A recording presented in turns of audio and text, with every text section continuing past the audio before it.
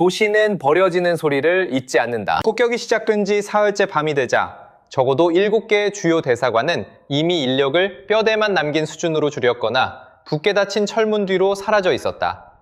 새벽이 오기 전부터 외교 차량 행렬은 공항과 육로 출구를 향해 질주하고 있었고 마치 외교적 의전 그 자체에 불이 붙은 듯 했다.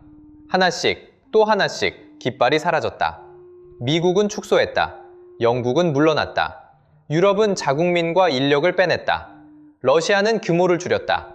중국은 조용해졌다. 모두가 그것을 신중함이라 불렀다. 모두가 그것을 일시적이라 불렀다. 그리고 누군가 내 화면 위에 짧은 보고서 하나를 올려놓았다. 대한민국은 자국 민간인 대부분을 이미 대피시켰지만 외교관들은 아직 그 자리에 남아있다는 내용이었다. 아직도 남아있었다. 새벽 3시면 창문이 흔들리고 폭압 충격파가 몇 초 간격으로 밀려들며 생존 본능이 조금이라도 작동하는 사람이라면 고집을 정책으로 착각해서는 안 되는 그런 수도에 그것이 내가 이해한다고 믿어왔던 모든 것에 가해진 첫 번째 모욕이었다. 내 이름은 알리 라웨이고 나는 22년 동안 이란의 국가안보 체계와 연결된 위기 의사결정 분야에서 전략 분석 업무를 해왔다. 나는 국가의 행동 양식 속에서 충분히 오래 살아남았기에 세상이 사실 그렇게 복잡하지 않다고 믿게 되었다. 적어도 본질적으로는. 정부는 가치에 대해 말하지만 실제로 움직이는 것은 비용의 기울기다. 이익이 남아있으면 머문다. 비용이 가치보다 높아지면 떠난다. 그것이 공식이었다. 우아하진 않지만 믿을만 했다. 나는 그 공식을 제재, 쿠데타, 반란, 봉쇄, 암살, 선거 속에서도 살아남는 것을 보아왔다. 그것은 대통령도 장군도 다 지나고도 남았다. 단 한 번도 나를 배신한 적이 없었다. 그런데 도시의 공기가 바뀌었다. 나는 그것을 비유적으로 말하는 것이 아니다. 장기적인 공습을 겪어본 사람이라면 간헐적 폭력과 조직화된 응징 사이의 차이를 안다. 전자는 아직 혼란으로 서술될 수 있다. 후자는 설계처럼 느껴진다. 그 주에 들어 타격은 더 이상 흩어져 있지 않았다. 창문은 단지 덜컹거리는 정도가 아니었다. 폭발이 일어날 때마다 유리에는 미세한 응력선이 퍼졌다. 아직도 정상적으로 기능하는 척하던 사무실한 책상들 위로 콘크리트 먼지가 내려앉기 시작했다. 추진제 냄새와 부서진 시멘트 가루 냄새가 새벽 공기 속에 뒤섞였다. 전황 지도가 없어도 분명한 사실은 알 수 있었다. 이건 빨리 끝날 일이 아니었다. 며칠 사이 외교 구역은 앞닥속 위계 질서에 대한 드레스가 되었다. 가장 먼저 사라진 것은 반짝이는 외교 차량들이었다. 그 다음엔 경비 순환이 축소되었다. 그리고 거리 자체의 표정이 바뀌었다. 일주일 전까지만 해도 보이던 깃발들이 사라졌다. 어떤 공간들은 관리 인력과 유령들만 남아있는 것처럼 보였다. 나는 내 이론이 확인되는 광경을 보는 사람의 직업적인 침착함으로 그것을 지켜봤다. 물론 그들은 떠나는 것이다. 당연히 그렇다. 국가는 막다른 상징성을 위해 용기를 기부하지 않는다. 인력을 보존하고 접근성을 다시 계산하고 비용 곡선이 다시 좋아졌을 때 돌아온다. 국제정치에서 어른들은 그렇게 행동한다. 연구소 안 분위기도 같은 수학을 따르고 있었다. 가장 먼저 옮겨진 것은 가족들이었다. 책상 아래에는 하룻밤 가방들이 나타났다. 점심은 더 이상 점심이 아니었다. 탈출 경로 계획이 되었다. 터키인가? 투르크메니스탄인가? 북쪽 회랑인가? 아직 살아있는 항공편은 무엇인가? 아직 믿을 수 있는 국경은 어디인가? 그 논리에 이의를 제기하는 사람은 아무도 없었다. 단 한 명도. 위기는 기관에서 이념을 벗겨내고 이동만 남긴다. 그날 오후 젊은 연구원 한 명이 숟가락을 내려놓고 이미 방 안에 걸려있던 질문을 꺼냈다. 이제 남아있어야 할 이유가 남아있습니까? 아무도 대답하지 않았다. 모두가 이미 답을 알고 있었기 때문이다. 없다. 그런데 저녁 직전 한 동료가 복도에서 나를 세우고 목소리를 낮췄다. 이거 봤습니까? 보고서에 따르면 한국 대사관이 아직 운영 중이라는데요. 나는 그를 보고 웃었다. 웃긴 이야기여서가 아니었다. 어떤 주장들은 너무 비합리적이어서 다른 방식으로는 처리할 수조차 없기 때문이다. 나는 그것이 시차가 있는 보고서일 것이라고, 행정 지연일 것이라고, 이미 내려진 철수 결정의 관료적 시체일 뿐이라고 말했다. 하지만 같은 내용이 두 번째 경로로 들어왔다. 그리고 세 번째 경로로도 들어왔다. 다른 통로, 다른 중개자.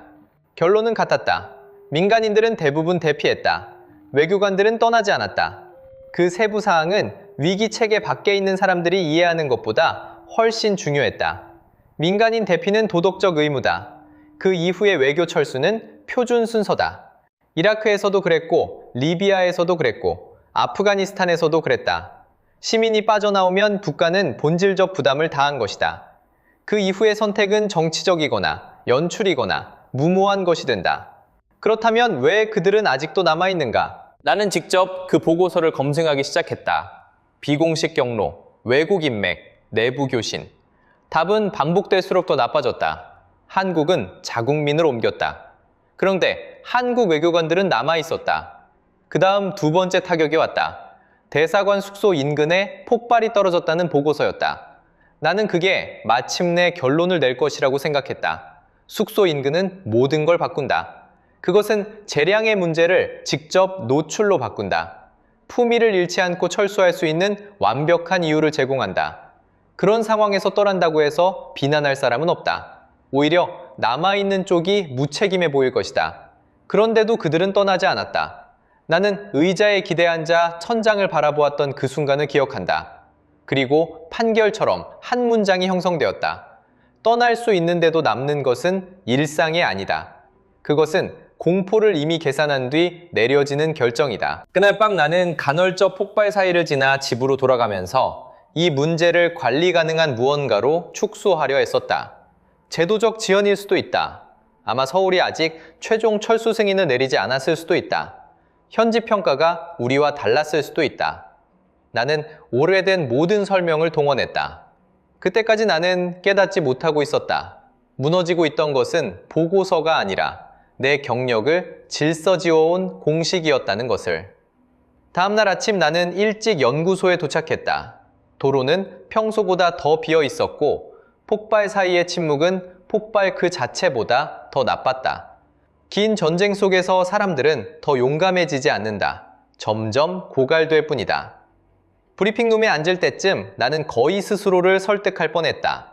한국 이야기 따위는 전시에 흔히 떠오르는 괴상한 일화들처럼 사라질 것이라고. 그런데 비공식 현장 메모 하나가 일상적인 정보 묶음 한가운데 나타났다. 그것은 1차 채널에서 온 것이 아니었다. 평시였다면 나는 즉시 폐기했을 것이다. 하지만 그 짧은 한 줄 속에는 보는 순간 신경을 긁는 문장이 있었다. 한국은 건드리지 마라. 나는 그것을 옆 사람에게 보여주며 비웃었다. 또 하나의 전시 유령담이라고 말했다. 아직 측정하지 못한 것에 설명하기 위해 겁먹은 체계가 만들어내는 종류의 문구라고. 그는 고개를 끄덕였다. 나도 넘겼다. 하지만 사실은 나는 넘기지 못했다. 그 문장은 세션 내내 머릿속에 붙어 있었다. 그리고 점심때 다시 들렸다. 다른 연구원이 아무런 유도도 없이 같은 문구를 언급했다. 오후가 되자 완전히 다른 보고 경로에서 진행된 별도의 데이터 검토에서도 그 말이 다시 떠올랐다. 그 순간부터 이 문제는 더 이상 우스운 일이 아니게 되었다. 정보 분석 작업에서 서로 독립된 경로에서 반복된다는 것은 주장 하나의 지위를 바꿔놓는다. 루머 하나는 잡음이다. 세 개의 유사한 메시지가 다른 경로에서 들어오면 아직 진실은 아니지만 더 이상 버릴 수 없는 것이 된다. 그것은 주인을 기다리는 신호다. 나는 주니어 분석가를 불러 세웠다. 이게 몇 번 나왔지? 확인된 경로가 3개입니다. 그가 말했다. 더 있을 수도 있습니다. 전부 분리된 경로인가? 예. 나는 커피잔을 내려놓았다. 그 작은 동작이 이상하리만큼 무겁게 느껴졌던 것을 기억한다. 화면 위 문장이 믿을만해진 것은 극적이어서가 아니었다. 반복되고 있어서 위험해진 것이었다. 한국은 건드리지 마라. 나는 해당 자료를 추가 검토를 위해 보존하라고 지시했다. 젊은 분석가는 놀란 표정을 지었다. 22년 동안 나는 이런 종류의 비검증, 전장 민담을 거의 보존한 적이 없었다. 그런 것은 판단을 오염시킨다. 그것이 늘 내 원칙이었다. 하지만 그날 저녁, 점점 스스로를 부수는 기계처럼 들리는 도시를 지나 집으로 걸어가면서 나는 인정하고 싶지 않은 무언가를 인정했다. 그 문장은 행동에 붙어 있었다. 한국은 단지 말했다가 아니라 실제로 남아 있었다.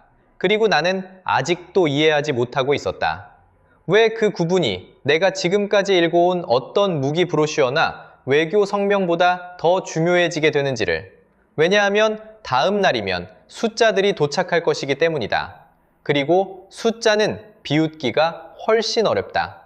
내가 믿어온 낡은 지도는 감상적이지 않았다. 그래서 그렇게 오래 살아남을 수 있었다. 나는 대부분의 진지한 분석가들처럼 형용사를 믿지 말고 순서를 존중하라는 훈련을 받았다. 국가가 무엇을 주장하는지가 아니라 위험이 고조될 때 무엇을 하는지를 보라는 훈련이었다.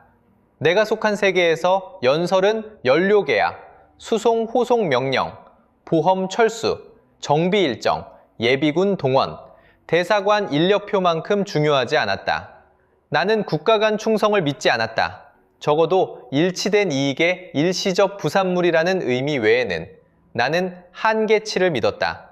나는 철수 행동을 믿었다.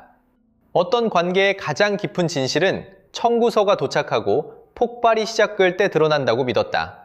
그 기준에서 국제체계는 언제나 예측 가능했다. 미국은 약속을 말하면서도 비필수 인력을 조용히 이동시킬 수 있다. 유럽은 연대를 선언하면서도 노출을 줄일 수 있다. 러시아는 전략적 기피를 말하면서도 눈에 띄는 부담을 줄일 수 있다. 중국은 절차적 모호성 뒤에서 선택지를 보호할 수 있다. 내게 그것들은 모순이 아니었다. 정상이었다. 강대국은 먼저 여지를 지키고 그 다음 언어를 지킨다. 그 사실에 분노하는 사람은 외교를 종교와 혼동한 것이다. 그래서 한국의 결정이 그렇게 빨리 나를 거슬리게 했던 것이다. 그건 범주에 맞지 않았다. 한국은 이란의 조약 동맹국이 아니었다. 군사 의무에 묶여있지도 않았다. 명성만을 위해 연극적인 인내를 강요받을 정도의 패권적 위신도 갖고 있지 않았다. 자국민 대피 이후 떠날 수 있는 합리적 명분은 얼마든지 있었다. 사실 떠나는 것이야말로 의무와 신중함을 동시에 만족시키는 가장 깔끔한 방식이었다. 그런데도 그 대사관은 가시성 그 자체가 위험으로 바뀐 도시에서 계속 눈에 띌 만큼은 기능하고 있었다. 나는 그 행위를 내 오래된 위계 안에 집어넣으려 했다. 과신일 수도 있다. 행정적 관성일 수도 있다. 절차에 대한 문화적 집착일 수도 있다. 하지만 그 설명들은 모두 같은 지점에서 무너졌다. 그것들은 수동성을 전제한다. 그런데 증거는 선택을 가리키고 있었다. 생각할수록 그것은 내 본능을 더 심하게 거슬렀다. 용감해서가 아니었다. 용감한 몸짓은 많이 봐왔다. 용감한 몸짓은 흔하다. 기관들은 카메라만 있으면 그런 것을 얼마든지 만들어낸다.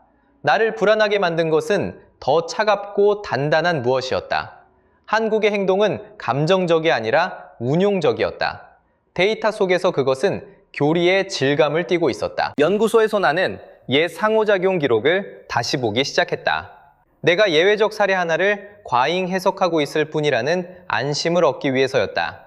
나는 한국의 상업활동, 에너지 관계, 건설 후줄, 제재 시기 조정, 그리고 이 지역에서의 과거 위기 행동과 관련된 역사 파일을 요청했다.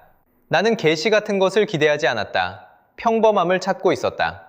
대신 패턴이 보였다. 1970년대와 1980년대에 한국 기업들이 중동 건설 시장에 대규모로 진입했을 때 그들은 기회주의자라기보다는 마무리자처럼 행동했다. 지금 와서 들으면 낭만적으로 들릴 수도 있다. 하지만 기록 속 그것은 낭만이 아니었다. 비용이었다. 다른 기업들이 불가항력을 선언하고 빠져나가던 조건에서도 현장은 계속 굴러갔다. 더 쉬운 결정을 택하자면 중단했어야 할 환경에서도 인력은 남아 있었다. 프로젝트는 단순한 기회가 아니라 불안정 속에서도 살아남아야 할 의무처럼 취급되었다. 물론 나는 그 넓은 역사 자체는 알고 있었다. 우리 분야 사람이라면 누구나 알고 있었다. 한국 건설사들이 이 지역에서 도로를 내고 시설을 세우고 계약을 따냈다는 것쯤은. 하지만 내가 이전까지 굳이 주목하지 않았던 것은 그들이 얼마나 자주 인센티브 구조가 정당화하는 것보다 더 오래 남아 있었는가였다. 나는 스스로에게 가장 당연한 질문을 던졌다. 무엇을 위해서였는가? 돈은 진입을 설명한다. 하지만 인내까지는 언제나 설명하지 못한다. 그 다음 나는 시간을 앞으로 옮겨 제재 시기의 파일들을 봤다. 여기서도 나는 모두가 기대하는 것을 볼 줄 알았다. 축소, 거리두기, 준수, 평판 보호. 물론 그런 것들도 있었다. 하지만 완전한 단절은 아니었다. 경로는 좁아졌고 활동은 축소되었고 구조도 바뀌었다. 그러나 관계가 0이 되지는 않았다. 그것이 중요했다. 제재 환경에서 부분적으로라도 연결을 유지하는 것은 완전히 떠나는 것보다 정치적 비용이 더 클 수 있다. 대부분의 행위자들은 그 점을 안다. 그래서 대부분은 떠난다. 한국은 늘 그렇게 행동하지는 않았다. 적어도 대부분과는 달랐다. 나는 그 에피소드들을 화면 위에 나란히 놓았던 것을 기억한다. 압박 속 역사적 건설 지속, 제재 압력 속 부분적 연속성, 폭격 속 대사관 잔류. 다른 시대, 다른 분야. 그런데 방향 논리는 같았다. 그 국가는 위기를 관계의 자동 종료 지점으로 여기지 않는 듯 했다. 그 생각은 나를 짜증나게 만들 만큼 강했다. 그래서 나는 마흐디를 사무실로 불렀다. 그는 데이터와 오래 일해왔기에 너무 빨리 도착하는 내러티브를 경계하는 사람이었다. 그래서 나는 그를 믿었다. 이것들 좀 봐. 내가 말했다. 무엇이 보이는지 말해봐. 그는 내가 예상한 것보다 오래 읽었다. 그리고 이렇게 말했다. 계속 안 떠나네요. 정확히 그 말이었다. 이기는 것도 아니고 지배하는 것도 아니고 과시하는 것도 아니다. 안 떠나는 것. 나는 일어나 창가로 걸어갔다. 밖에는 연무와 거리밖에 별로 보이는 것이 없었다. 전략이론에서 지속성은 종종 과소평가된다. 분석가들은 숫자로 셀 수 있는 능력을 선호하기 때문이다. 미사일, 여단, 예산, 레이더 거리, 출격 생성량. 지속성은 분류하기 더 어렵다. 결정적인 순간이 올 때까지는 부드러운 특성처럼 보인다. 인센티브가 약해진 주에도 계속 나타나는 국가는 헤드라인보다 훨씬 오래가는 무언가를 축적한다. 기억. 그리고 기억은 포화 속에서 신뢰가 된다. 그것이 낡은 지도에 처음 생긴 진짜 균열이었다. 나는 거래적 행동이 흔한 것일 뿐 아니라 보편적인 것이라고 늘 가정해왔다. 그런데 한국은 거래를 완벽히 이해하면서도 그것이 행동을 완전히 지배하도록 내버려두지 않는 국가처럼 보이기 시작했다. 만약 그것이 사실이라면 그 국가는 단지 제품을 팔고 시민을 보호하는 중견 아시아 강국이 아니었다. 보통은 껍질이 벗겨지는 위기 환경 속에서 평판의 구조를 차곡차곡 쌓고 있는 국가였다. 마그디가 침묵을 깼다. 이게 의도적이라고 생각합니까? 반복되고 있다고 생각해. 내가 말했다. 그는 의자에 기대 앉아 팔짱을 꼈다. 그건 아직 같은 말이 아닙니다. 그는 옳았다. 아직은 아니었다. 그래서 나는 내가 역사적 패턴 인식보다 더 신뢰하는 단 하나의 규율로 돌아갔다. 측정. 만약 행동이 교리라면 어디선가 숫자가 그것을 드러낼 것이다. 한국의 인내가 상징적이고 얕은 것에 불과한지 아니면 더 무거운 무언가와 연결되어 있는지. 산업구조, 납기 능력, 운용 신뢰성, 의사결정 속도, 파트너 신뢰, 무언가 측정 가능한 것과 이어져 있는지. 국가는 한두 번쯤 도덕적으로 행동할 수 있다. 하지만 그 아래 기계장치가 없이 전략적 평판을 대규모로 유지하는 것은 허용되지 않는다. 그것이 내가 알아내야 할 것이었다. 왜냐하면 그 기계장치가 실제로 존재한다면 현대 체계에서 지속 가능한 권력이 어디에 사는가에 대해 내가 배워온 모든 것은 수정되어야 하기 때문이다. 내 오래된 위계는 여전히 실제 군수산업의 중력이 익숙한 순서에 있다고 놓고 있었다. 동맹 구조의 꼭대기에 미국, 품질과 유산 생산의 영역의 유럽, 특정 하드 시스템 범주의 러시아, 규모에서 중국, 그리고 한국 같은 국가는 점점 더 유능해지고는 있지만 여전히 2선급, 빠르고 유용하고 인상적이지만 핵심은 아닌 존재라고. 그것이 지도였다. 그리고 나는 아직 깨닫지 못하고 있었다. 현실은 이미 그 지도를 지워버리기 시작했다는 것을. 내가 저항한 이유는 하나 더 있었다. 자존심. 분석가는 자신이 한 국가를 수년간 5분류해왔다는 사실을 발견하는 것을 좋아하지 않는다. 5분류는 사소한 오류가 아니기 때문이다. 그것은 시나리오 계획, 조달 과정, 외교적 가중치, 위협 인식, 기회 비용을 전부 바꾼다. 만약 내가 한국을 유능한 주변 행위자로 오해한 사이 그것이 전혀 다른 존재가 되어가고 있었다면 나는 단순히 추세 하나를 놓친 것이 아니었다. 작동 권력의 이전을 잘못 읽은 것이었다. 그 가능성은 나를 화나게 했다. 그래서 나는 화난 분석가들이 두려운 결혼 앞에서 늘 하는 일을 했다. 표 속으로 파묻혔다. 도시 바깥은 계속 자기 나름의 불의 시험을 겪고 있었다. 밤이면 공습은 겹겹이 들어왔다. 아침이면 먼지는 또다시 창틀과 접수대 위에 내려앉았다. 하지만 내 안에서는 다른 종류의 압박이 커지고 있었다. 폭격에 대한 두려움이 아니라 수정에 대한 두려움. 왜냐하면 20년 넘게 믿어온 이야기와 숫자가 어긋나기 시작하면 익숙했던 모든 범주가 의심스럽게 변하기 때문이다. 그리고 24시간도 지나지 않아 첫 번째 전투 비교표가 내 책상 위에 도착했다. 낡은 지도는 마지막으로 자신을 방어할 기회를 얻었다. 그 회의에서 그것은 살아남지 못했다. 그 표는 처음엔 평범해 보였다. 진짜 문제는 대개 그런 식으로 분석 속으로 들어온다. 일상인 척 가장한 채. 우리는 별개의 구역들에서 발생한 유사한 타격에 대한 교전 요약을 검토하고 있었다. 같은 작전 기간, 비슷한 강도 구간, 유사한 공격 프로필, 유사한 환경 조건. 완전히 같지는 않았다. 전쟁에서 완전히 같은 것은 없다. 하지만 비율 있는 비교를 하기에는 충분히 가까웠다. 22년 동안 수천 번 봐온 종류의 스프레드시트였다. 훑어보고 이상치를 고립시키고 분명한 오염을 할인하고 넘어가면 되는 그런 자료. 그런데 한 결과만은 조용히 앉아있기를 거부했다. 방어된 두 개 구역이 대체로 비슷한 압력을 받았다. 하나는 심하게 무너졌다.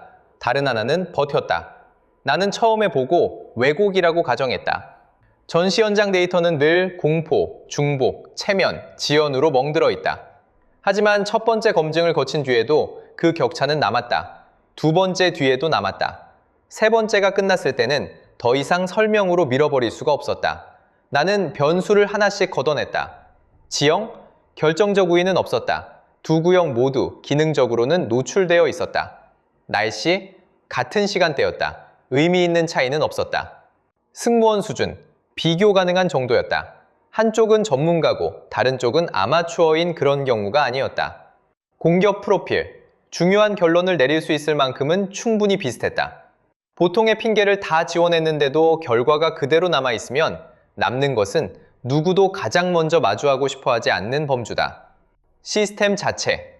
나는 옆에 분석가를 돌아봤다. 뭐가 달랐지? 그는 너무 짧지도 그렇다고 자연스럽지도 않은 망설임을 보였다. 그 질문을 내가 왜 던지는지 이미 알고 있다는 뜻이었다. 방호 장비 구성이 달랐습니다. 그 대답이 방의 온도를 바꿔놓았다. 나는 다음 질문을 던졌다. 솔직히 내 일부는 그 답을 듣고 싶지 않았다. 어느 구역에 한국 시스템이 있었지? 그는 아무 감정 없이 답했다. 버틴 쪽입니다. 나는 몇 초 동안 아무 말도 하지 않았다. 그리고 유사 교전 사례에 대한 역사 자료를 추가로 당겨오라고 지시했다. 만약 이게 우연이라면 반복이 죽일 것이다. 구조라면 반복이 드러낼 것이다. 반복 결과는 내 오래된 가정을 더 처참하게 만들었다. 여러 사례를 가로질러 보아도 큰 방향성은 유지되었다. 스트레스가 걸린 특정 조건에서 부형 서방 시스템들은 대체로 55%부터 65%까지 정도의 요격 성과를 내고 있었다. 쓸모없다는 뜻은 아니다. 문서상으로는 재앙도 아니다. 하지만 실제 포격의 수학 안에서는 그 수치는 민간인들이 생각하는 것보다 훨씬 나쁘다. 10개의 위협이 들어오고 4개나 5개가 살아남아 방어층을 통과한다면 기반 시설은 죽는다. 사람도 죽는다. 도시는 60%를 유능함으로 체험하지 않는다. 나머지 40%로 체험한다.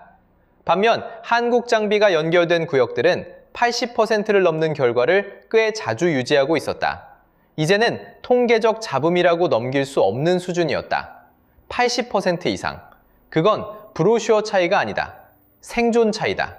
실제로는 방어선이 얼마나 오래 유지되는지, 발전기가 몇 대나 밤을 넘기는지, 지휘부가 계속 통신할 수 있는지, 아침이 되었을 때 물류가 아직도 움직이는지의 차이였다. 그리고 더 굴욕적인 세부 사항이 뒤따랐다. 포화 대응 행동이었다. 오래된 프레임워크와 혼합형 서방 아키텍처는 공격 밀도가 두꺼워질수록 눈에 띄게 흔들리는 경우가 많았다. 여전히 작동은 할 수 있었다. 하지만 순서화, 우선순위화, 그리고 사각 시간의 공백이 훨씬 더 가혹해졌다. 어떤 구간에서는 시스템이 압박 속에서 생각이 너무 길어지는 것처럼 보였다. 한국과 연결된 방어 그림은 그 지연을 압축하는 듯 했다. 탐지, 판단, 교전. 더 빠르고 더 조여있고 데이터 안에서는 덜 연극적이지만 결과는 더 잔혹했다. 나는 팀을 모았다. 마흐디도 있었다. 젊은 연구원 셋과 증거가 자신을 몰아붙일 때가 아니면 거의 입을 열지 않는 시스템 전문가 한 명도 있었다. 나는 비교 세트를 주화면에 띄웠다. 첫 1분 동안 아무도 말하지 않았다. 그 침묵은 어떤 감탄사보다 더 중요했다. 분석가들은 불쾌한 진실을 맨 먼저 입 밖에 내는 것을 싫어한다. 마그디가 마침내 몸을 앞으로 숙였다. 출처 신뢰도 다시 돌려보죠. 이미 했어. 다시 돌려보세요. 우리는 다시 돌렸다. 답은 같았다. 그는 안경을 벗고 화면을 들여다보더니 다른 이들이 피하고 있던 질문을 던졌다. 같은 방향 결과를 보이는 독립 교전 세트가 몇 개입니까? 엄격하게 봐서 신뢰할 수 있는 건 3개. 내가 말했다. 기준을 조금만 풀면 더 많고. 그는 한번 끄덕였다. 그게 그의 경고 방식이었다. 젊은 연구원 하나가 거의 혼잣말처럼 중얼거렸다. 그럼 그 소문은 단순한 공포가 아니었던 거군요. 아니었다. 단순한 공포가 아니었다. 그 순간 그 문구가 다시 머릿속에 떠올랐다. 이번엔 전혀 다른 무게로. 한국은 건드리지 마라. 전에는 미신처럼 들렸다. 지금은 어떤 방어 아키텍처 앞에서는 시스템이 무너지고 어떤 아키텍처 앞에서는 버틴다는 것을 직접 본 사람들이 내린 결론처럼 읽혔다. 물론 나는 조심스러웠다. 진지한 분석가는 몇 개의 전술 비교만으로 전략 판단을 세우지 않는다. 그래서 나는 범위를 넓혔다. 제품 역사, 수출 패턴, 운용 환경, 파트너 도입, 납기 구조, 유지 보수 패키지, 산업 지원. 전투 성능이 와쿠일이라면 주변 행동 속에서도 읽혀야 했다. 그런데 내가 발견한 것은 오히려 수치를 더 창피하게 만들었다. 한화는 K9가 전 세계 수출 자주포 시장의 절반 이상을 차지한다고 설명해왔고 2025년 자체 지속 가능성 보고서에서는 K9가 9개국에 수출되었다고 밝혔다. 그것은 신기함 하나로 버티는 틈새 플레이어의 언어가 아니었다. 여러 군데에서 표준화된 시스템의 프로필이었다. 표준이라는 것은 중요하다. 방산 시장에서 표준은 그 장비를 중심으로 교리를 짜고 훈련하고 탄약을 비축하고 예산을 편성할 만큼 충분히 신뢰된다는 뜻이다. 감탄을 받는 장비는 많다. 실제로 대규모 통합에 들어가는 장비는 훨씬 적다. 그 다음 폴란드 라인이 초점 안으로 들어왔다.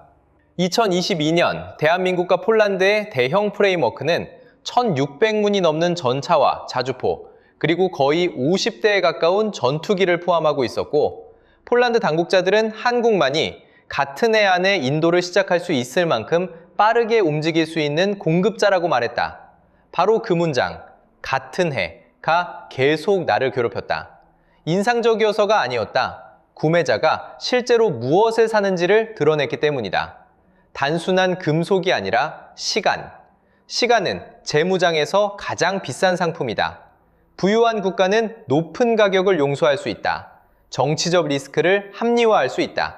완벽하지 않은 맞춤화도 감수할 수 있다.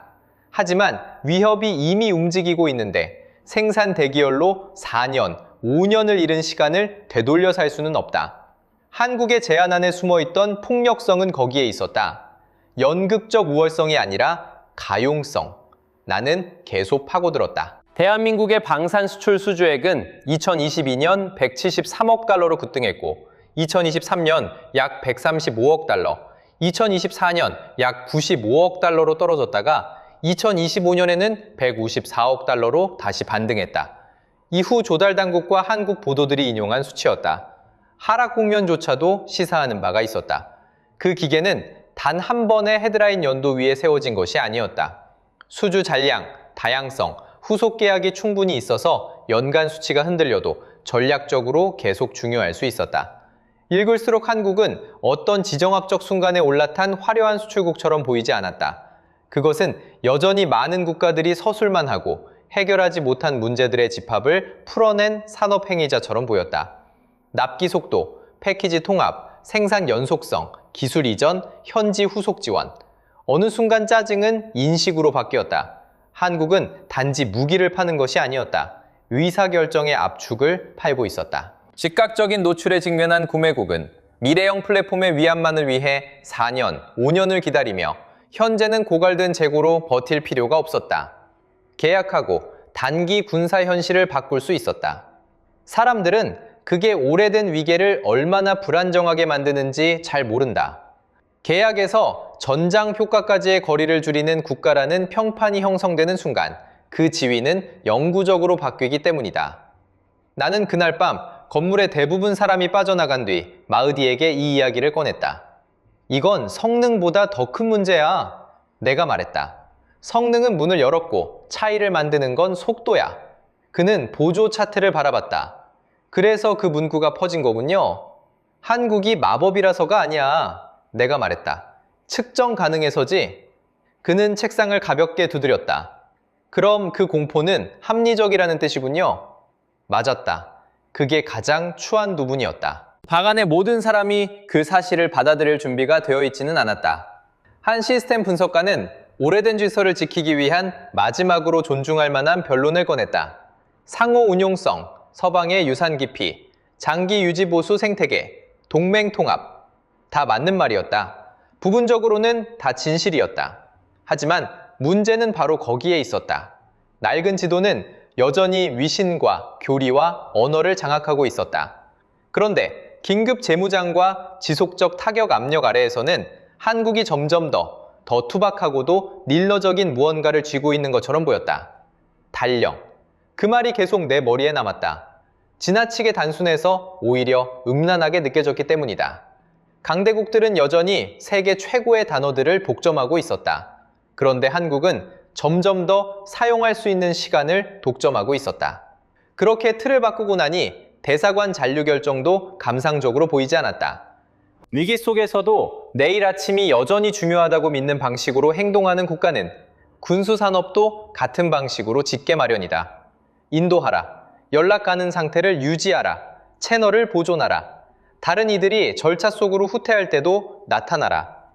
행동과 생산이 운율을 맞추기 시작했다. 나는 그날 밤 늦게 연구소를 나서며 먼 곳에서 또 다른 공습이 둔탁하게 울리는 소리를 들었다. 도시는 여전히 모두에게 같은 교훈을 가르치고 있었다. 첫 번째 이야기가 무너진 뒤에도 계속 기능할 수 있는 쪽이 살아남는다는 것. 내 첫 번째 이야기는 무너졌다. 두 번째 이야기는 아직 완전히 형태를 갖추지 못했다. 하지만 이제 이것만은 알았다. 우리 채널을 떠돌던 그 문장은 더 이상 민담이 아니었고 테헤란의 한국 존재는 더 이상 외교적 호기심거리가 아니었다. 그것은 더 큰 작동 패턴에 붙은 증거였다. 그리고 나는 그 뒤에 있는 장치의 크기를 이제 막 이해하기 시작했을 뿐이었다. 이 문제가 대사관 하나와 몇 개의 교전표를 넘어서 있다는 것을 인식하자 장면 전체의 이름을 다시 붙여야 했다. 이건 용기에 대한 이야기가 아니었다. 국제 논평에서 용기란 값싼 설명이다. 너무 많은 것을 설명하려 하고 그래서 결국 아무것도 설명하지 못한다. 어떤 국가든 하루쯤은 용기를 연출할 수 있다. 어떤 공직자든 결의를 말할 수 있다. 내가 보고 있던 것은 감정의 과잉이 아니었다. 시스템의 정합성이었다. 외교관들은 남았다. 대피는 구조를 갖고 이루어졌다. 방산 제품은 시간 우위와 함께 팔렸다. 역사 기록은 압박 속에서도 연속성을 보여주었다. 다른 분야, 같은 행동 문법. 그런 종류의 반복은 성격이 아니다. 국가 형태다. 나는 처음엔 2차적이라고 여겼던 영사 자료로 다시 돌아갔다. 그건 내 실수였다. 위기 상황에서 영사 업무는 종종 한 국가의 진짜 행정 신경계를 장관의 연설보다 더 정직하게 드러낸다. 통신이 끊기고 시간이 압축될 때 그 국가가 실제로 무엇을 추적하고 조정하고 즉흥적으로 처리하고 보호할 수 있는지를 보여주기 때문이다. 한국 사례는 내가 예상했던 것보다 더 날카로웠다. 2025년 6월 24일까지 서울은 이미 이란 내 한국 국민과 가족 56명의 대피를 투르크메니스탄 경유로 지원했다고 밝혔고 이스라엘에서 요르단으로 26명을 이동시키며 영내 대사관 공조와 신속 대응팀을 통해 추가 대피 그룹도 지원했다. 대규모 난민 이동 기준으로 보면 엄청난 숫자는 아니다. 바로 그래서 중요하다. 위기 환경에서 소규모 대피 숫자는 오히려 더 어렵다. 그것은 광범위한 통계적 이동이 아니라 정확한 위치 파악, 경로 관리, 연락망 유지, 개별 처리 능력을 요구하기 때문이다. 그 다음 더 넓은 영내 규모가 이후 한국 보도 속에 나타났다. 2026년 3월까지 외교부 관련 자료는 3월 초 이후 중동 14개국에서 6,000명이 넘는 한국인을 대피시켰고 그 시점에도 약 14,700명이 여전히 영내에 남아 있었다고 적시했다. 다시 말하지만 숫자 자체의 크기가 핵심은 아니었다. 핵심은 압박속 국가의 도달 범위였다. 지역전쟁 중에도 그 많은 관할권에 걸쳐 자국민의 수를 계속 파악하고 연락하고 경로를 짜고 지원할 수 있는 정부는 즉석에서 행동하는 것이 아니다. 이미 근육 기억을 갖고 있는 것이다. 그 사실은 테헤란 대사관의 잔류를 완전히 다른 방식으로 읽히게 만들었다. 그것은 고립된 잔재가 아니었다. 마지막으로 유의미한 일이 끝날 때까지 상팍을 끊지 않으려는 시스템의 노드였다. 나는 서울이 외교관들에게 어떤 비공개 지시를 내렸는지 모두 안다고 주장하지 않는다. 그들의 내부 전문을 갖고 있지 않았다. 하지만 행동이 이미 교리를 설명하고 있는데 비밀 문서가 꼭 필요한 것은 아니다. 그 대사관은 단지 상징적으로 열려있던 것이 아니었다. 시민 보호와 기능적으로 연결된 상태로 남아있었다. 그것은 완전히 다른 문제다. 나는 2026년 한국보도에서 테헤란 대사관 직원들이 떠나는 시민들을 위해 새벽 전에 음식을 준비했고 그 공간을 마지막 방어선이라고 묘사했다는 내용을 찾았다. 대부분의 정부는 자국 대사관을 단지 의전적 장식으로 둘 생각이라면 그런 표현을 쓰지 않는다. 그 문구는 드러내는 바가 컸다. 그 국가가 공간의 존재 이유를 어떻게 이해하는지 보여줬기 때문이다. 장식이 아니라 커버리지. 그 시점쯤 되자 나는 이 사건이 외교와 방산 수출을 넘어서 더 넓어지고 있다는 것을 이미 느끼고 있었다. 내가 보고 있던 것은 버려짐을 줄이는 국가적 습관이었다. 그 말은 중동의 물질 구조 옆에 놓아보지 않으면 추상적으로 들린다. 호르무즈 해협은 2024년에 하루 약 2천만 배럴의 석유를 실어 나르며 전 세계 석유 액체 소비량의 약 20%를 차지했다. 같은 기간 전 세계 LNG 거래의 약 20%도 그 초크 포인트를 통과했다. 더 이른 EIA 보고에 따르면 2023년 아시아로 향한 호르무즈 원유 물량 중 67%를 중국, 인도, 일본, 한국이 차지했다. 쉽게 말해 이 수로는 단순한 지역 지렛대가 아니다. 아시아 경제의 산업적 혈액순환이며 한국은 그 안정성에 구조적으로 노출된 국가 중 하나다. 그 사실이 모든 것을 다시 틀었다. 만약 한국 외교관들이 다른 나라들이 노출을 줄이는 동안에도 남아 있었다면 그것은 단순히 위험한 수도에서 도덕을 연출한 것이 아니었다. 그것은 자국의 산업 대사가 이 지역의 연속성과 얼마나 깊이 연결되어 있는지 이해하는 국가의 행동이기도 했다. 약한 의미의 의존이 아니다. 진짜 국가들이 노출을 이해하고 그래서 폭압 속에서도 살아있는 채널을 유지하는 그런 성숙한 의미의 의존. 갑자기 영사와 전략의 그림이 맞물렸다.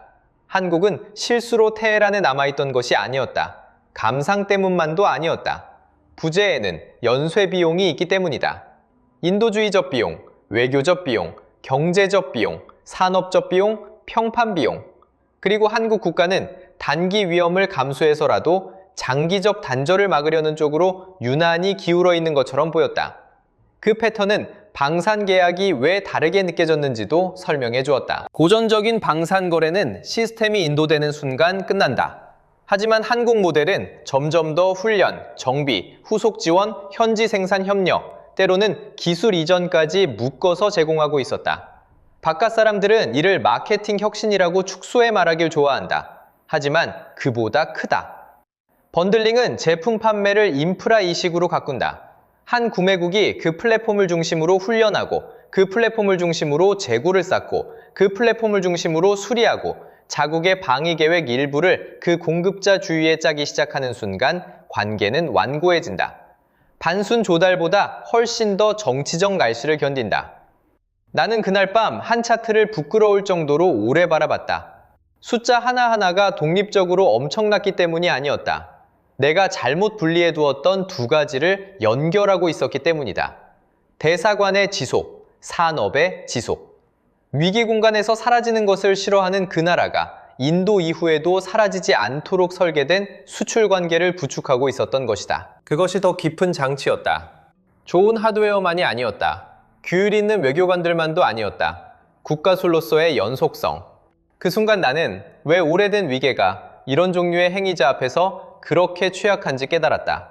전통적인 체계 대부분은 여전히 위신이 지연을 상쇄할 수 있다고 가정한다. 동맹의 연설이 가용성 부족을 덮을 수 있다고 믿는다. 과거의 위대함에 대한 기억이 현재 생산 마찰을 보상할 수 있다고 생각한다. 때로는 맞다. 때로는 평판이 충분한 인내를 사준다. 하지만 포화 속에서는 아니다. 포화 속에서 국가는 누가 답하는지, 누가 인도하는지, 누가 연락 가능한지, 누가 버스와 부품과 탄약과 데이터와 기술자와 외교관을 아직도 움직일 수 있는지로 평가된다. 환경이 머뭇거림을 처벌하는 가운데서도 그것은 더 잔혹한 점수판이다. 그리고 한국을 들여다볼수록 나는 정확히 그 점수판에 맞게 스스로를 설계한 국가를 보고 있는 듯 했다. 그렇다고 한국이 지배적이라는 뜻은 아니었다. 나는 거기까지 성급하게 뛰어오르지 않으려 조심했다. 지배라는 단어는 넓고 위험하다. 미국은 여전히 동맹 구조를 쥐고 있었다. 유럽 산업은 여전히 엄청난 정교함을 보유하고 있었다. 중국은 여전히 규모를 갖고 있었다. 러시아는 지위가 부식되었음에도 특정 하드 범주에서 여전히 중요했다. 나는 비례 감각을 완전히 잃은 것이 아니었다. 하지만 사건의 이름은 바꿨다. 이건 더 이상 놀라운 대사관 결정이 아니었다. 주변 시스템이 더 취약해질수록 가치가 상승하는 위기 운용형 국가의 등장. 마흐디가 자정이 지난 뒤 와서 내가 아직도 일하고 있는 걸 봤다. 또 그러고 있군요. 그가 말했다. 뭘? 이걸 실제보다 더 작은 일로 증명하려고요. 나는 거의 반박할 뻔했지만 할 수 없었다. 그는 맞았다. 이상했던 것은 현상이 넓어질수록 내가 그것을 더 존경하게 된 것이 아니라 더 불편해졌다는 점이었다. 존경은 편안하다. 불편함은 분석적이다. 만약 한국이 이런 파카레의 행위자가 되었다면 압박 속에서 신뢰 가능하고 산업적으로 빠르고 행정적으로 정합적이며 전략적으로 현존하는 이란 같은 나라들은 서울을 어떻게 대할지 뿐 아니라 서울을 잘못 다루었을 때 얼마나 큰 피해가 날 수 있는지까지 다시 계산해야 했다. 그것은 존중보다 훨씬 심각한 생각이다. 화면을 끄며 나는 다시 그 비공식 문구를 떠올렸다. 한국은 건드리지 마라. 이제 그것은 더 이상 공포처럼 들리지 않았다. 축적된 증거가 현장 언어로 번역된 것처럼 들렸다. 그리고 나는 다음 단계가 더 더러울 것임을 알고 있었다. 왜냐하면 제도들이 그런 증거를 인식하기 시작하면 단지 의견만 수정하는 것이 아니기 때문이다. 움직인다. 시스템의 움직임이 처음 드러난 것은 공개 성명이 아니었다. 한국연구와는 전혀 상관없는 방들 안에서 던져지는 질문들이 바뀌었다는 사실이었다. 실제 권력 이동은 그렇게 일어난다. 기자가 새로운 표현을 만들 때가 아니다. 정치인이 방문을 찬양할 때도 아니다. 항로, 선적, 노출, 계약, 미래 취약성에 책임이 있는 사람들이 이전까지는 이선 국가로 취급하던 어떤 나라를 중심으로 다시 계산하기 시작할 때다. 내가 가장 또렷하게 기억하는 방은 극적이지 않았다. 고함도 없고 대단한 선언도 없었다. 전쟁이 초기 예상보다 오래 가고 있었기 때문에 열린 전략검토회의일 뿐이었다. 에너지 안보, 해상 노출, 교역 상대, 확전 시나리오, 채널 보존. 국가들이 무엇을 진짜 잃는 것을 두려워하는지 조용히 드러나는 종류의 회의. 그리고 슬라이드 한 장이 아시아 주요 수입국들과 호르무즈 경유운송 노출을 다루는 부분에 도달했다. 그 목록에 한국이 있었다. 그 사실 자체는 별일이 아니어야 했다. 한국은 오래전부터 중요한 에너지 수입 경제였다. 하지만 그 방 안에서 그 이름은 이제 다른 종류의 주의를 불러일으켰다. 또 하나의 고객도 아니고 미국 동맹국도 아니었다. 더 무거운 무엇. 이 국가는 계산해서 다뤄야 한다는 것에 가까운. 처음부터 그렇게 명료하게 말한 사람은 없었다. 오래된 분류가 죽어갈 때 기관들은 급격한 언어를 싫어한다. 전환기 표현을 선호한다. 하지만 변화는 이미 토론 속에 드러나 있었다. 한 참석자는 한국을 그냥 표준적인 서방 정렬 국가로 취급하면 된다고 말했다. 마흐디가 즉시 반박했다. 구조적으로는 그럴 수 있어도 행동적으로는 아닙니다. 그는 굳이 더 설명할 필요가 없었다. 그 방의 모두가 그가 무슨 뜻인지 알고 있었다. 대사관은 계속 눈에 띄는 상태로 남아 있었다.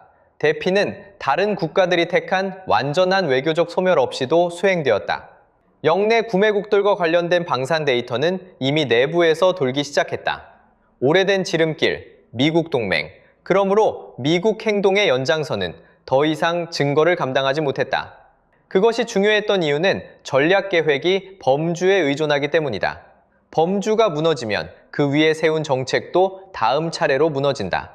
내게 평가를 요청했다.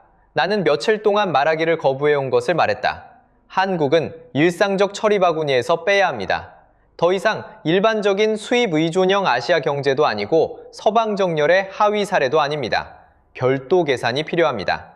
방이 조용해졌다. 다시 그 침묵이었다. 그리고 일주일 전에 나 자신이라면 나도 던졌을 법한 반론들이 나왔다. 최근 사건에 지나치게 무게를 두고 있다. 외교 자세를 과잉 해석하고 있다. 추세를 과장할 위험이 있다. 전형적인 신중론, 타당한 신중론, 진지한 사람들이 내놓아야 하는 종류의 신중론. 그래서 나는 프레임을 넓혔다. 가장 먼저 방산 산업 라인을 들이댔다. 그건 가장 무시하기 어려웠기 때문이다. 한국과 폴란드의 거래 구조는 단지 장비를 납품한 것이 아니었다. 바르샤바의 필요가 즉각적이었고 한국의 공급이 가능했기 때문에 유럽의 재무장 일정 자체를 바꾸었다. 2022년 로이터가 이미 그 잔혹한 핵심을 포착했었다. 폴란드 장관은 한국만이 그해 안에 인도를 시작할 수 있을 만큼 빠르게 시스템을 제공할 수 있는 유일한 플레이어라고 말했다. 러시아 압박을 직접 받는 조달이 위심보다 속도를 택할 때 그것은 시장의 각주가 아니다. 위계에 대한 선언이다. 그 다음 나는 시간 논리를 중동과 연결했다. 그 정도로 조달 일정을 압축할 수 있는 국가는 우리 지역에 대해 전략적으로 중립적일 수 없다. 그것은 군사 균형의 탄성을 바꾼다. 주변 정부들이 얼마나 빨리 스스로를 단단하게 만들 수 있는지를 바꾼다. 억지의 틈이 5년 동안 열려 있을지 5개월 만에 닫힐지를 바꾼다. 그런 변화는 표면적인 것이 아니다. 그 다음 나는 에너지 라인으로 갔다. 그건 방을 올바른 방식으로 불편하게 만들었다. 호르무즈의 중요성은 낭만화할 수 없을 만큼 크다. 하루 약 2천만 배럴의 석유와 막대한 LNG 물량이 그 초크 포인트를 지나간다. 한국은 그 흐름의 주요 아시아 도착지 중 하나다. 호르무즈에 그렇게 노출된 국가는 그 회랑을 복잡하게 만들 수 있는 행위자들과의 작동 채널을 보존할 합리적 유인을 갖는다. 따라서 한국이 동시에 주요 에너지 의존형 산업국이자 우리 주변 국가들에게 떠오르는 방산 공급자라면 한국에 대한 불필요한 적대는 전략적으로 멍청한 짓이 된다. 그 문장은 방이 원하던 것보다 더 많은 일을 했다. 왜냐하면 그것이 한국을 먼 성공담이 아니라 우리 전장 안에 실제 변수로 바꿔놓았기 때문이다. 한 관료가 눈에 띄게 짜증 섞인 목소리로 물었다. 왜 이란이 먼저 조정해야 하느냐고. 왜 중간 규모의 아시아 민주주의 국가가 위기 속에서 유난히 단단하게 행동했다는 이유만으로 우리가 항행의 용이성을 지키고 채널 유연성을 유지하고 상징적 압박을 피해야 하느냐고. 좋은 반론이었다. 자존심은 진지하게 다뤄줘야 한다. 나는 내가 가진 가장 차가운 진실로 답했다. 관계 설정은 자선이 아닙니다. 피해 통제입니다. 나는 우리가 연구해온 방어 시스템들이 박물관에 있는 것이 아니라고 상기시켰다. 한국 장비와 한국 연계 방어 아키텍처는 이미 바깥으로 퍼지고 있었다. K9 플랫폼, 로켓 시스템, 한국 산업과 연결된 미사일 방어 패키지, 서비스 생태계, 유지 보수 관계. 그런 연결이 충분한 수의 국가들 사이에서 두꺼워지면 한국을 자극하는 것은 서울을 어떤 추상적 도덕 차원에서 벌주는 일이 아니다. 한국의 산업적, 외교적, 전략적 무게가 우리 자유도의 여지를 더 강하게 반대편으로 정렬시킬 확률을 높이는 일이다. 그것은 상징이 아니다. 물류에 의한 포위다. 나는 그 언어가 방 안에 꽂히는 것을 볼 수 있었다. 모두가 동의해서가 아니었다. 그 방이 분류해서 결과로 이동했기 때문이다. 바로 그 문턱을 넘을 때 시스템은 재배치되기 시작한다. 며칠 안에 내부 참조의 톤이 바뀌었다. 질문은 더 이상 한국은 우리에게 무엇인가가 아니었다. 한국과의 채널은 아직 작동하고 있는가가 되었다. 이것은 큰 전환이다. 어떤 국가가 점이 논쟁의 대상에서 채널 보존 우선순위로 넘어가는 순간 실질적 순위는 이미 올라가 있는 것이다. 그리고 움직인 것은 우리만이 아니었다. 2026년이 되자 폴란드와 한국은 관계를 포괄적 전략 동반자로 격상시키고 있었고, 지도자들은 2022년 442억 달러 규모 패키지에 뿌리를 둔 방산 협력과 더 깊은 생산, 훈련, 기술 연결을 강조하고 있었다. 폴란드 총리는 한국을 미국 다음으로 가장 중요한 북방 동맹이라고까지 말했다고 전해졌다. 그런 표현은 일시적 봉급자에게 쓰는 말이 아니다. 나중에 그 보도를 읽었을 때 나는 거의 제도적 현기증 같은 것을 느꼈다. 한국에게 아첨하는 말이어서가 아니라 그것이 유럽 스스로의 무언의 자백을 뜻했기 때문이다. 러시아의 그림자 아래에 있는 나토 전선 국가가 서울을 그 정도로 끌어올린다면 그것은 전통적인 유럽 방산 능력에 대해 굴욕적인 무언가를 직접 말하지 않고도 말하고 있는 것이다. 한쪽은 여전히 오래된 위신을 갖고 있었다. 다른 한쪽은 비상 상황에서 이기기 시작하고 있었다. 그것은 내가 테헤란에서 다른 렌즈로 보고 있던 것과 똑같은 패턴이었다. 한국 회사관의 지속적 잔류는 이미 한 가지 교훈을 가르쳤다. 이 국가는 압박이 올라갈 때 다른 나라들처럼 행정적 현실을 그렇게 빨리 철수시키지 않는다. 방산 데이터는 두 번째 교훈을 주었다. 이 국가는 전략적 타임라인을 바꿀 만큼 빠르게 생존 효과를 전달할 수 있다. 에너지 논리는 세 번째를 주었다. 이 국가는 중동 채널을 살아있게 유지해야 할 구조적 이유를 갖고 있다. 이 세 가지를 합치면 한국 정책은 더 이상 하찮은 하위 폴더가 아니다. 살아있는 전략 파일이 된다. 마흐디와 나는 어느 날 밤 경보와 브리핑으로 잘게 끊긴 하루가 끝난 뒤 이 문제를 다시 이야기했다. 이제 다들 조정하고 있군요. 그가 말했다. 정부는 아니야. 내가 답했다. 아직도 옛 지도 위에서 말하는 사람들도 있어. 행동은 새 지도대로 하면서? 그래. 그는 한 번 웃었다. 전혀 유쾌하지 않은 웃음이었다. 그게 제일 위험한 단계죠. 그는 맞았다. 전환기는 위험하다. 언어가 행동을 따라가지 못하기 때문이다. 국가는 여전히 오래된 범주를 말하지만 실제 선택은 새로운 우선순위를 배반하고 드러낸다. 그 간극이 오판을 만든다. 나는 그것을 모든 곳에서 보기 시작했다. 해상 논의에서, 조달 참고 메모에서, 교역 노출 지도에서.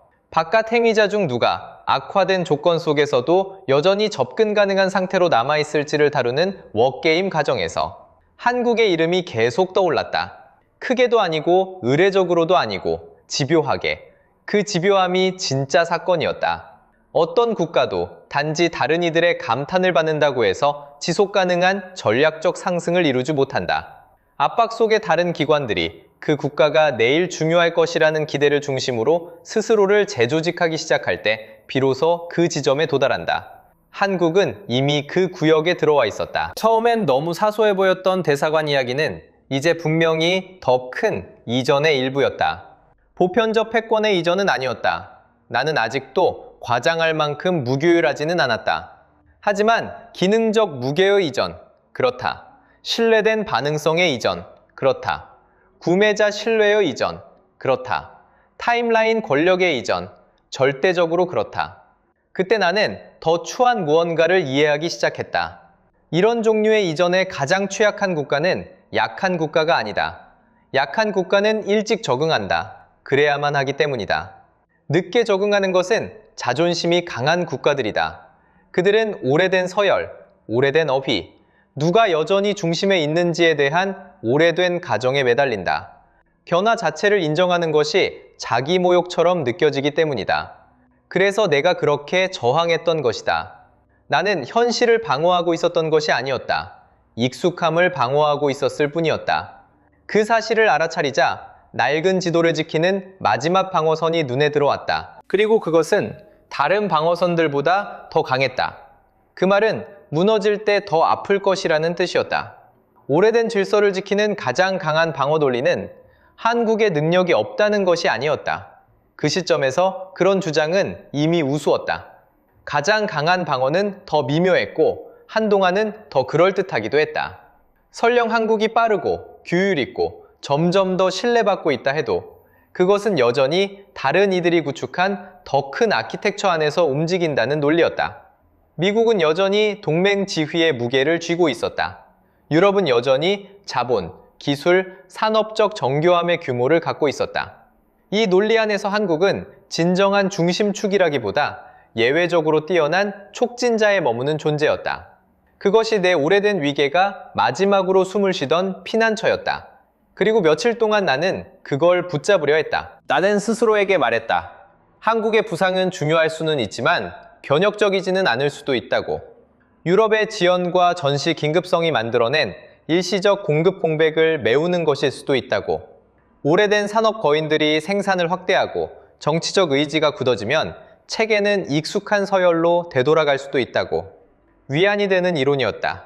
그런데 생산과 파트너십의 증거가 그 이론을 조각조각 부수기 시작했다. 압박 속에서 국가를 중심으로 만드는 것은 단순히 좋은 제품이 있다는 사실이 아니다. 다른 국가들이 그 국가의 반응성에 대한 지속적 의존을 중심으로 스스로를 재설계하기 시작하는 거다. 바로 그것이 한국 수출 모델이 만들어내고 있던 것이었다. 고립된 판매가 아니라 뼛속으로 들어가는 미래. 폴란드에서는 후속 구조가 점점 더 현지 생산 계획, 훈련, 수리, 더 깊은 산업 협력으로 이어지고 있었다. 쉽게 말해 한국은 단지 비상 선반을 채우는 것이 아니었다. 뼈 안으로 들어가고 있었다. 2026년부터 한국산 1차 인도가 시작되고 2028년에서 2030년 사이 현지 생산이 예상되는 K2 2차 대형 계약은 상당한 북매 제조 요소를 포함했다. 그것은 임시 땜질이 아니다. 제도적 이식이다. 그 사실을 받아들이는 순간 방어선은 심하게 약해졌다. 왜냐하면 이식은 위신보다 더 중요하기 때문이다. 위신은 엘리트를 감탄시킨다. 이식은 조달부, 정비학교, 탄약 저장체계, 교리계획, 장기 파트너 반사신경을 바꾼다. 어떤 국가가 다른 국가의 국방구조 속 실무 루틴에서 떼어내기 어려운 존재가 되는 순간 역사가들이 좋아하든 말든 그것은 더 이상 주변부가 아니다.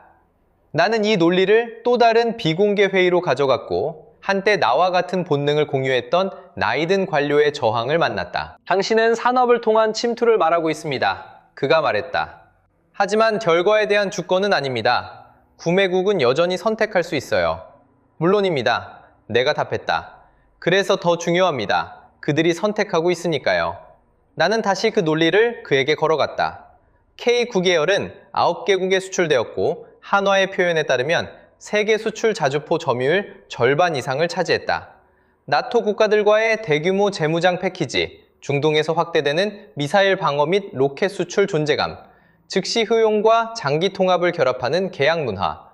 이것은 절박한 구매 덕에 겨우 살아남는 공급자의 발자국이 아니다. 반복되는 구매자 선택이 새로운 산업 중심을 인증하기 시작할 때 나타나는 양상이다. 그는 다른 각도를 시도했다. 수출은 출렁입니다. 2024년 수치는 크게 떨어졌지 않습니까? 맞는 말이었다. 2024년 한국의 수주액은 2022년, 2023년보다 낮은 약 95억 달러 수준으로 내려갔다. 하지만 그 반로는 큰 흐름 앞에서 오히려 무너졌다. 성숙한 전략 수출국은 매년 완벽하게 우상향하는 그래프로 정의되지 않는다. 반등하고 다변화하고 연간 수치의 굴곡 속에서도 구매자 계획의 중심으로 남을 수 있는 능력으로 정의된다. 2025년에는 폴란드 관련 추가 집행 계약 등에 힘입어 다시 154억 달러 수준까지 올라갔다. 핵심은 선형성이 아니었다. 지속성이었다. 그 대답은 그를 기쁘게 하지 못했다. 좋았다. 분석적 진실은 대개 사람을 기쁘게 하지 않는다.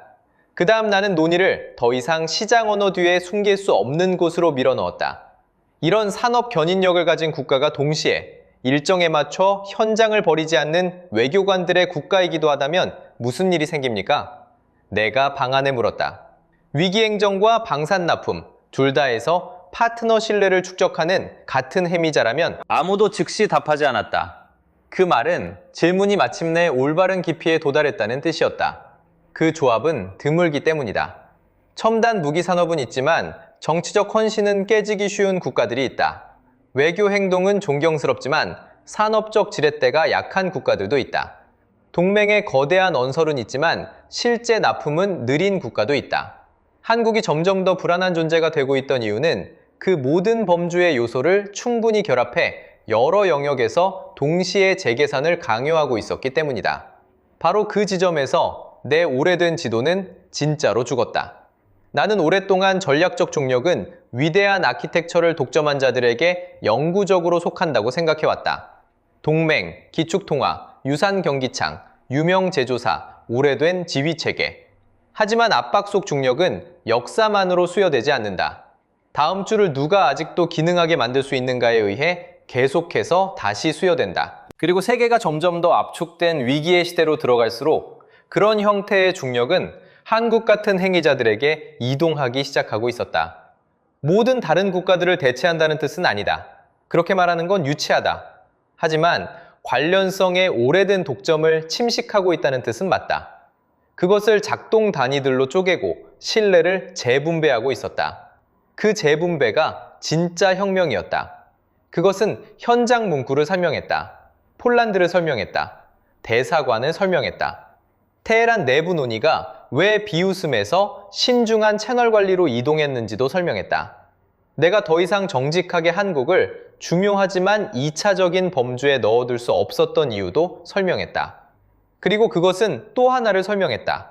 한국을 적대시한다는 생각 자체가 왜 점점 더 비용이 과도하게 느껴졌는가를. 여기서 마지막 감정적 저항이 솟아올랐다. 나 같은 분석가들, 진짜 권력은 늘 다른 곳에 있다고 가르침받으며 전문적으로 성장한 사람들에게 한때 규율 있는 추종자로 여겨졌던 국가가 이제는 그 자체로 플래너들의 문제집이 되었다는 사실을 받아들이는 것은 이상할 만큼 고통스럽다. 마치 조용한 하청업체가 이름난 설계자들이 아직 허가 문제로 언쟁하는 동안 유일하게 다리를 지탱할 수 있는 존재가 되어버린 것을 발견하는 것과 비슷하다. 그날 밤 나는 폭격이 아직 내게 주지 못했던 종류의 피로감을 안고 집으로 돌아왔다. 육체적 공포는 구백화할 수 있다. 세계관의 수정은 더 친밀하다. 그것은 정체성을 공격한다. 22년 동안 나는 국제행동을 하나의 잔혹한 단순화로 읽어왔다.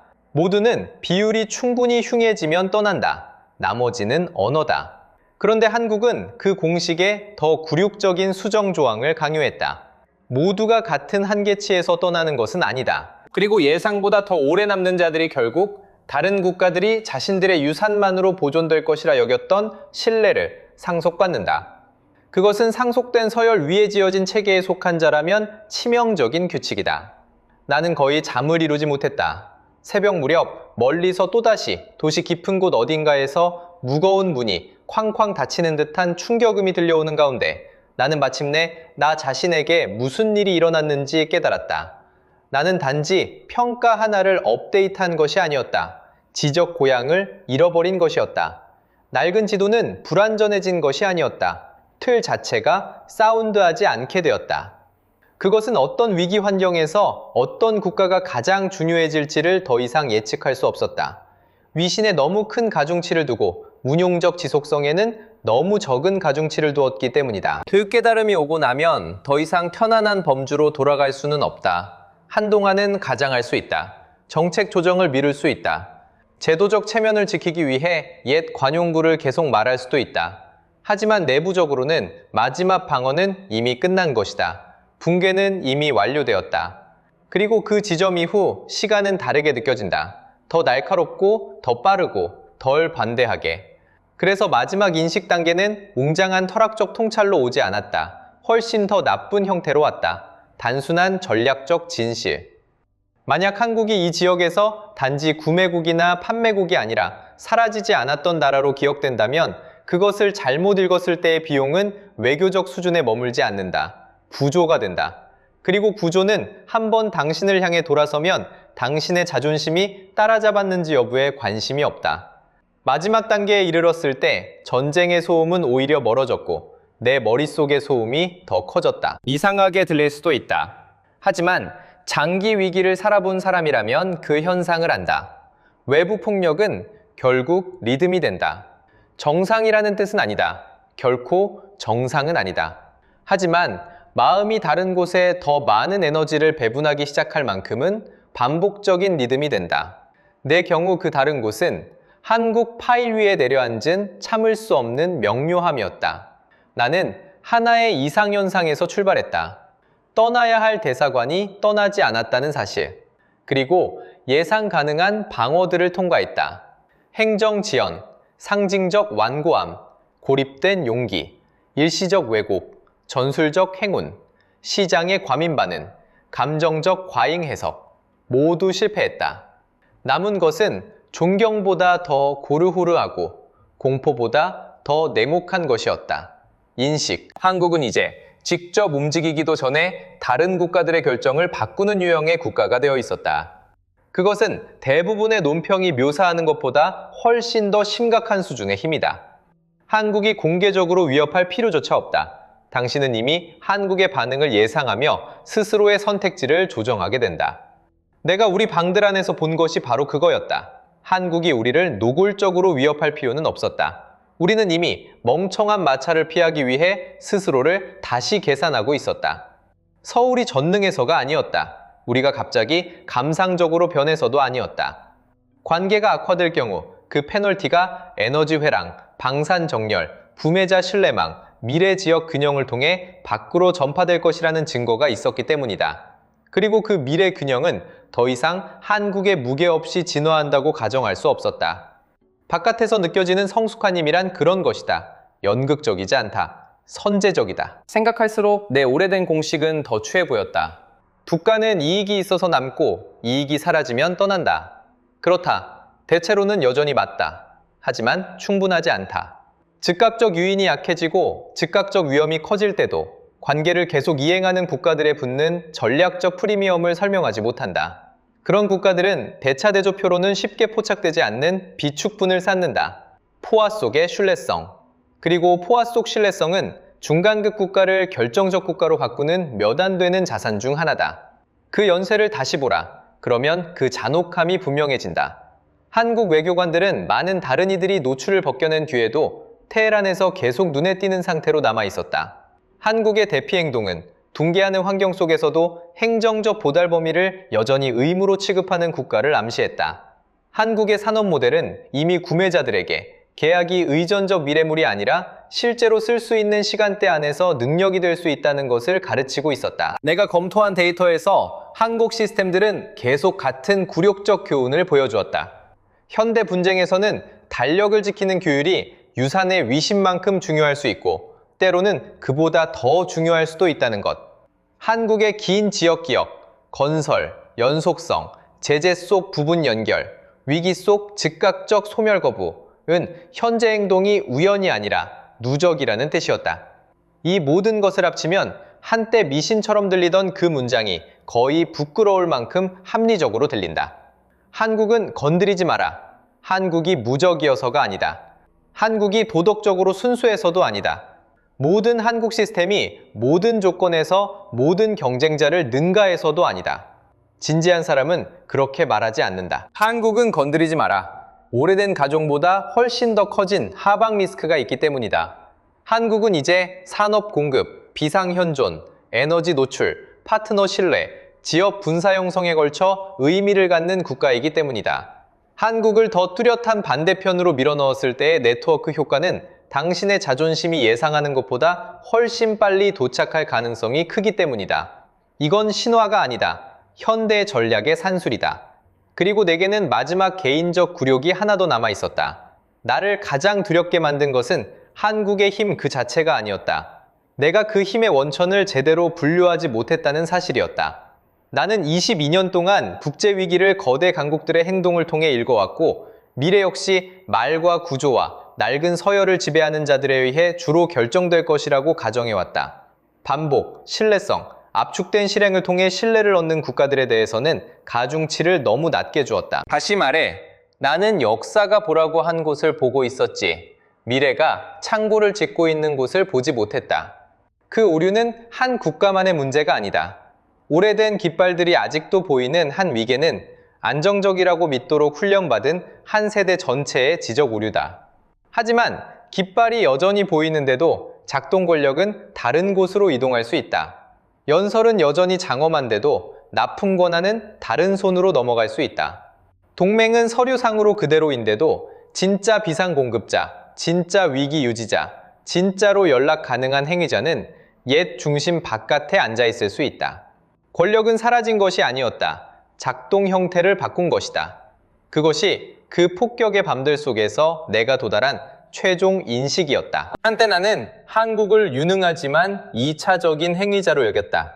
그러나 이제 그것은 이 지역에, 그리고 자기 나름의 방식으로 나에게까지 수동적 의존의 시대가 깨지고 있다는 사실을 가르치는 국가들 중 하나가 되어 있었다.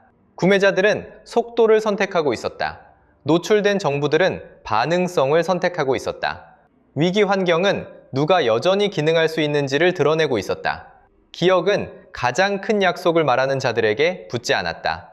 창문이 흔들릴 때도 여전히 계산할 수 있는 자들에게 붙고 있었다. 그리고 하필 테헤란에서 나는 가능한 한 가장 굴욕적인 상징을 통해 그 교훈을 목격해야 했다. 남아있었던 대사관. 물론 이야기는 거기서 끝나지 않았다.